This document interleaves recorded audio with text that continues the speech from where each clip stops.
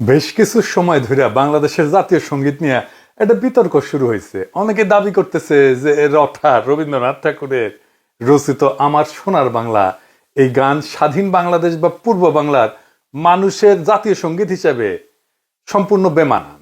এই দাবি শুনে বাঙ্গু প্রগতিশীলদের পিলা চমকায় গেছে। তারা গেল গেল সব গেল সর তুলছে। এক বাঙ্গু প্রগতিশীল সজিদা খাতুন তার পরলোক গমনের পর তার শেষকৃত্যে রবীন্দ্রসঙ্গীত দিয়ে সম্পন্ন করেছে। দেখেছেন কি আর কমু।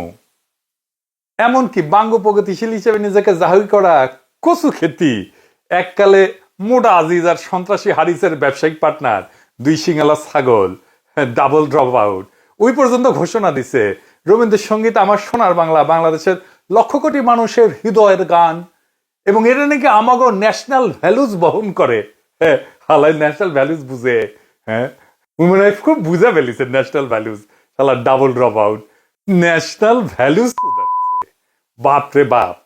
হ্যাঁ, ডাবল ড্রপ আউটের ইতিহাস জ্ঞান এমনিতেই হাস্যকর ভাবে কম, অথচ এই ডাবল ড্রপ আউট কয়েকদিন আগে আল্লামা ইকবালের নামে ঢাকা বিশ্ববিদ্যালয়ের হল নামকরণের দাবিতে ক্ষুব্ধ হয়ে কইছিল মীর জাফরের নামেও হল করা উচিত।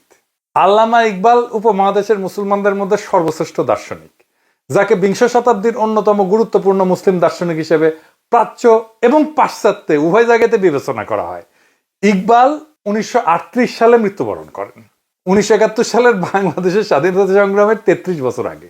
এমনকি ভারত ভাগ হওয়ার আগেই উনি মারা গেছেন। অথচ ইনাকে নিয়ে একচু খ্যাতি এবং বাঙ্গ প্রগতিশীলদের চুলকানির অভাব নেই। অথচ ঢাকা বিশ্ববিদ্যালয়ে ইকবালের নামে আগেও ছিল হল, যেটাকে ইসলামোফোবিক আওয়ামী বামেরা 71 সালের পর নাম পাল্টায় অন্য সব হলের সাথে ইকবাল হলের নাম পাল্টায় সার্জেন্ট জহুরুল হক হল করে।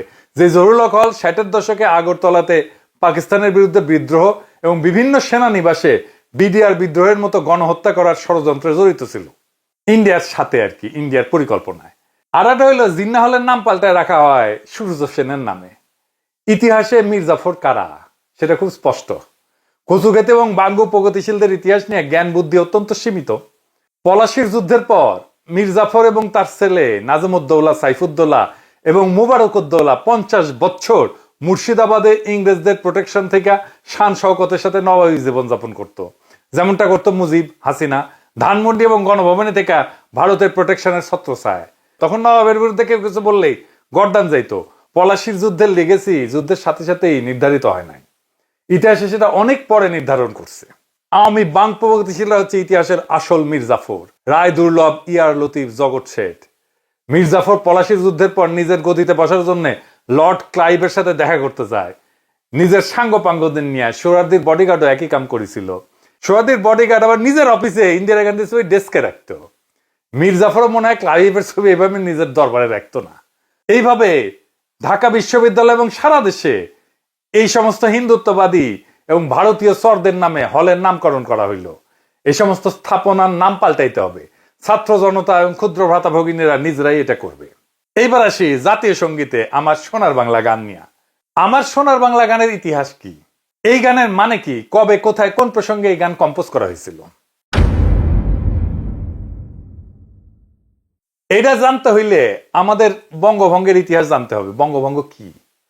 1899 সালে লর্ড কার্জন ব্রিটিশ ভারতে ভাইসরয় হিসেবে আসেন। তখন ব্রিটিশ ভারতের প্রদেশগুলো ছিল Bengal presidency, Madras presidency, Bombay presidency, Yukta Pradesh, Madhya Pradesh, Punjab. Bengal প্রেসিডেন্সির এবং সমগ্র ব্রিটিশ ইন্ডিয়ার রাজধানী ছিল সাহেবদের তৈরি করা শহর কলকাতায়, কল্লোলিনী তিলোত্তমা কলকাতা। বেঙ্গল প্রেসিডেন্সি আকারে অনেক বড় থাকায় সেটা একজন লাট সাহেবের পক্ষে শাসন করা দুরূহ ব্যাপার ছিল। 1900 সালের বেঙ্গল প্রেসিডেন্সি আকারে এত বড় ছিল, এর মধ্যে বর্তমান বাংলাদেশ, আসাম, পশ্চিমবঙ্গ, বিহার, উড়িষ্যা, ছত্তিশগড়, ঝাড়খণ্ড অন্তর্ভুক্ত ছিল। তার উপরে ছিল সেই যুগের দুর্গম যাতায়াত ব্যবস্থা। এর ফলে 1903 সালে ব্রিটিশ ভারত সরকারের সেক্রেটারি রিজলি সাহেব ভাইসরয় লর্ড কার্জনকে একটা চিঠি দেন। এতে প্রস্তাব করা হয় বেঙ্গল প্রেসিডেন্সিকে দুই ভাগে ভাগ করা, পূর্ব দিকের অংশকে পূর্ববঙ্গ এবং আসাম নামে নতুন একটা প্রদেশ তৈরি করতেন। নতুন প্রদেশের রাজধানী হবে ঢাকা শহর।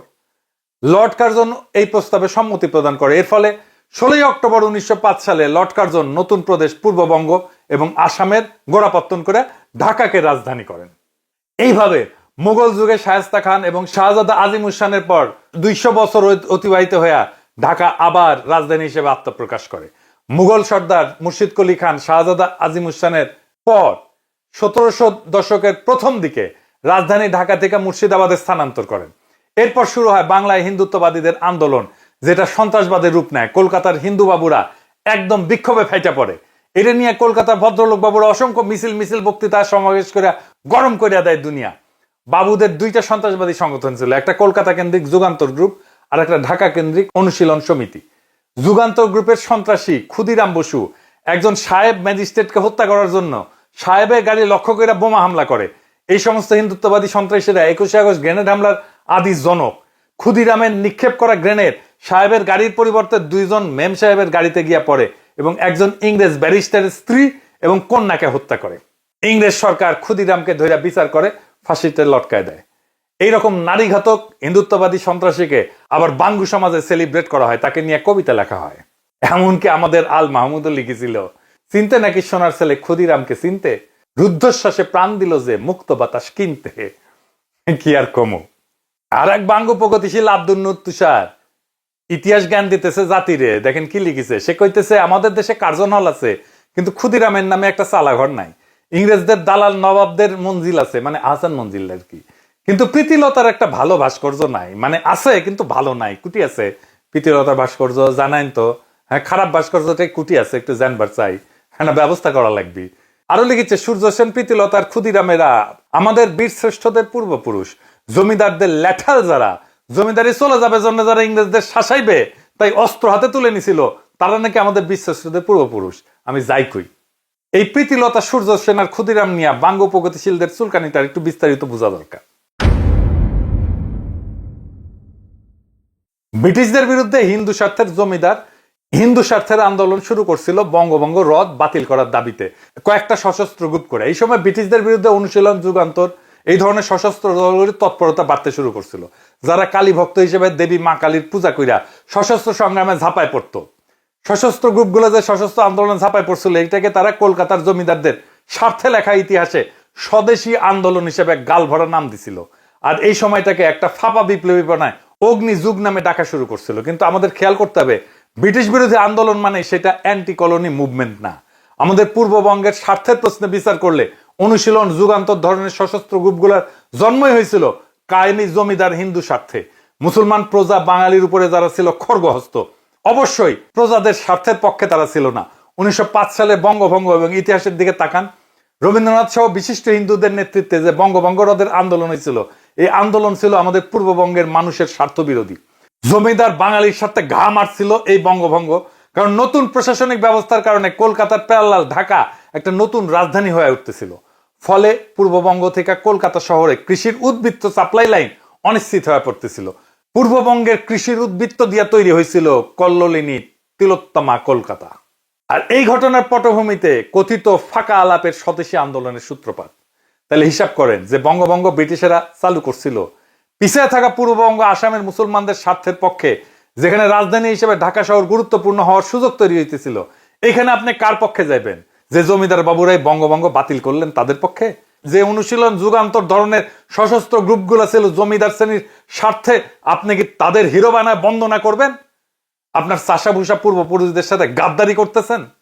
প্রীতিলতা, ক্ষুদিরাম কিংবা সূর্য সেনারা ছিল সরাসরি জমিদার হিন্দুর স্বার্থের লোক, এবং তাদের আন্দোলন কলকাতার শাসকদের আন্দোলন। স্বদেশী আন্দোলন এবং অগ্নিযুগ ছিল জমিদারদের সশস্ত্রতা। একে হিন্দু মুসলমান নির্বিশেষে সকল প্রজাকে আপন মনে করবে। বিশেষ করে পূর্ববঙ্গের মুসলমান প্রজা যারা আজকের বাংলাদেশের মানুষ, তাদের লড়াকু পূর্বপুরুষ হাজী শরীয়তুল্লাহ বা তিতুমিরেরা। আমাদের উত্তরসূরি হিসেবে আমরা কেন প্রীতিলতা, ক্ষুদিরাম কিংবা সূর্য সেনদের আমাদের হিরো বলে মনে করব, যেখানে এরা সরাসরি জমিদার স্বার্থের লোক। জমিদার তাদের অর্থদাতা ছিল, টাকা দিত, চান্দা দিত জমিদারেরা। এবং এই আন্দোলনটাই স্বদেশী আন্দোলন, অগ্নিযুগ, এটা ছিল জমিদারদের আন্দোলন, তাদের জমিদারি রক্ষার আন্দোলন, তাদের শোষণ রক্ষার আন্দোলন। হাসিনার হইয়া ছাত্রলীগ, যুবলীগ যেমন নাম ছিল বর্ষা বিপ্লবের সময় 24-এর, ঠিক একই কাজ করছিল সূর্য সেন, প্রীতিলতা, ক্ষুদিরামেরা।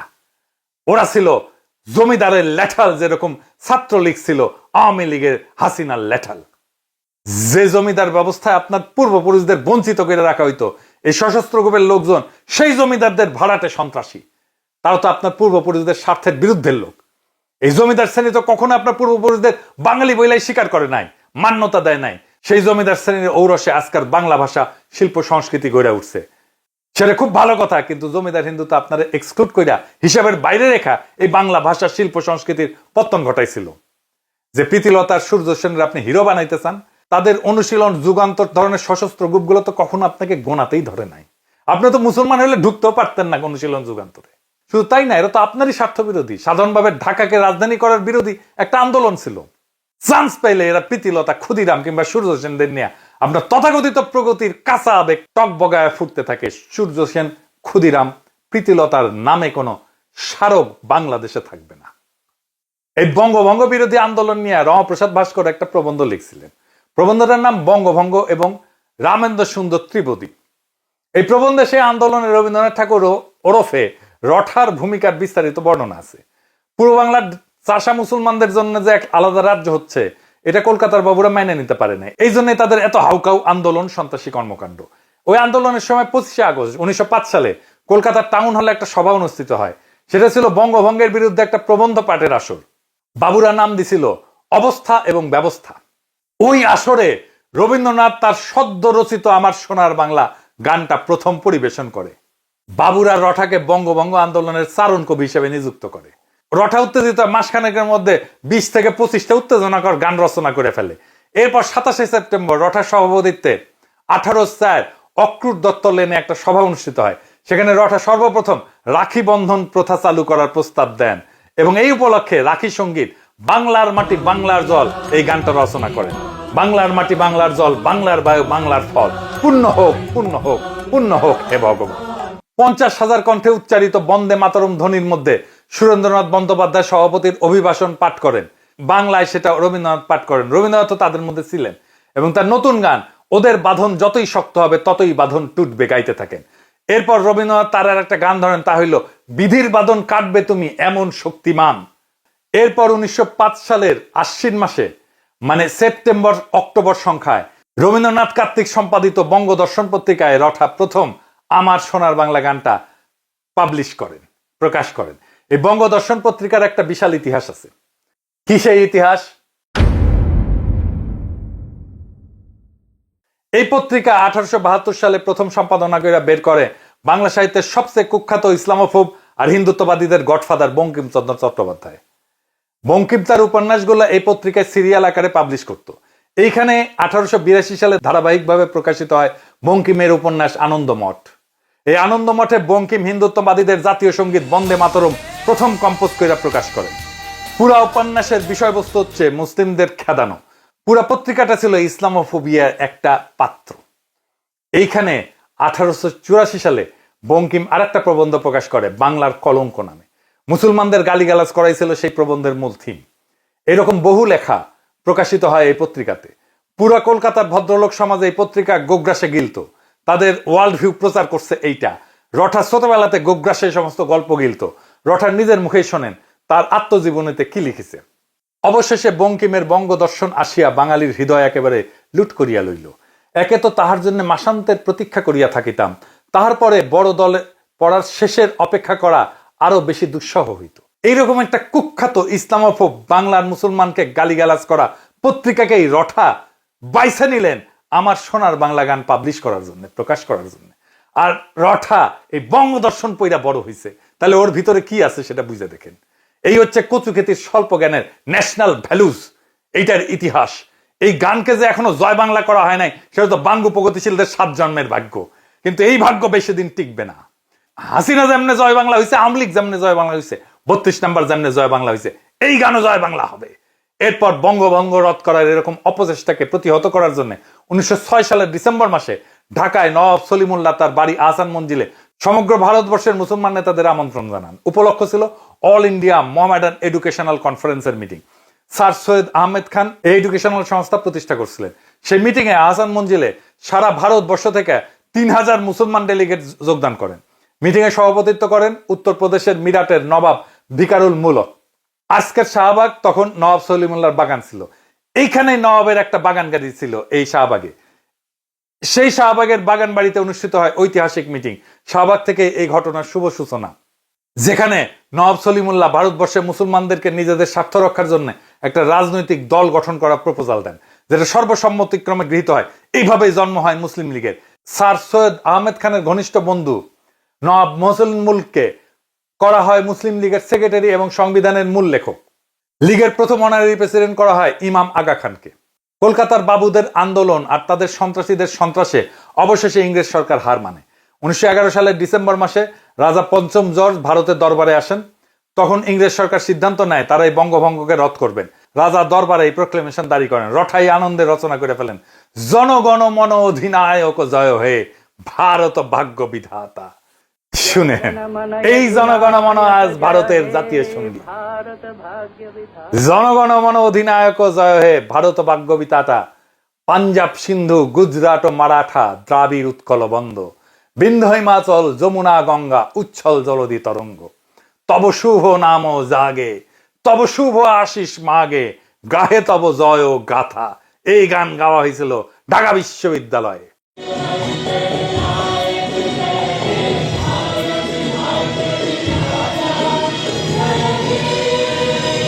রঠা নিয়ে একটা মজার গল্প শোনাই। রঠা কিন্তু মেয়েলি ভয়েসে কথা কইতেন। এটা নিয়ে প্রখ্যাত সাহিত্যিক সাংবাদিক আবুল কালাম শামসুদ্দিনের একটা ঘটনা আছে উনার আত্মজীবনীতে, অতীত দিনের স্মৃতি বইতে।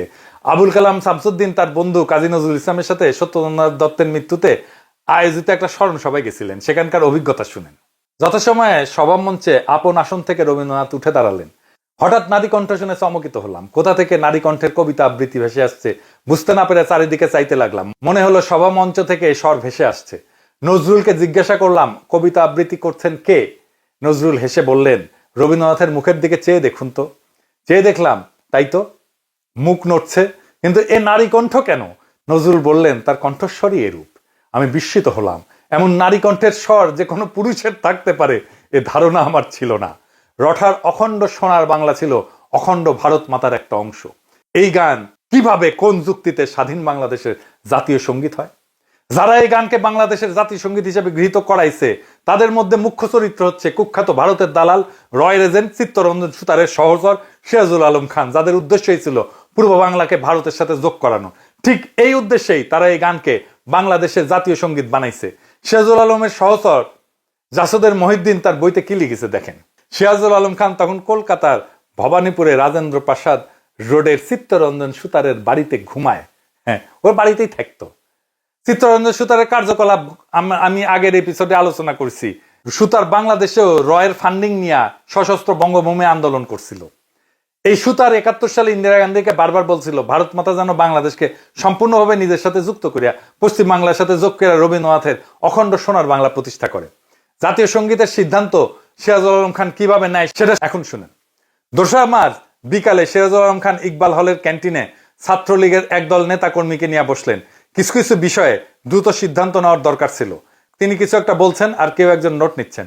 তিনি বললেন, জাতীয় পতাকা কেমন হবে? কয়েকজন বলল, আজ বটতলায় যেটা তোলা হয়েছে সেটাই হোক।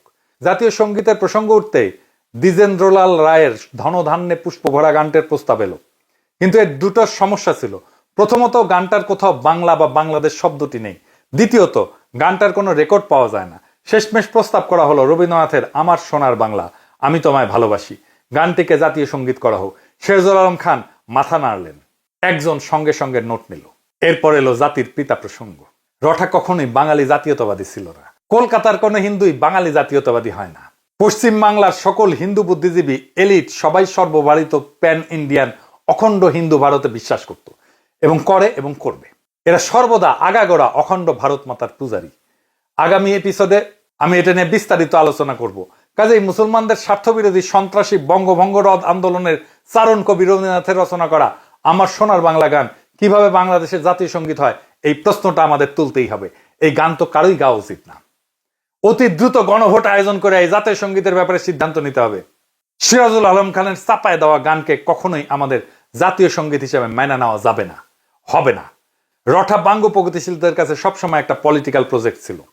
বাঙালি জাতীয়তাবাদের নামে পূর্ব বাংলার মুসলমানদেরকে যে কিরকম ভণ্ডামি গিলাইছে আওয়ামী বামেরা, সেটা আগামীতে ফাঁস করা হবে।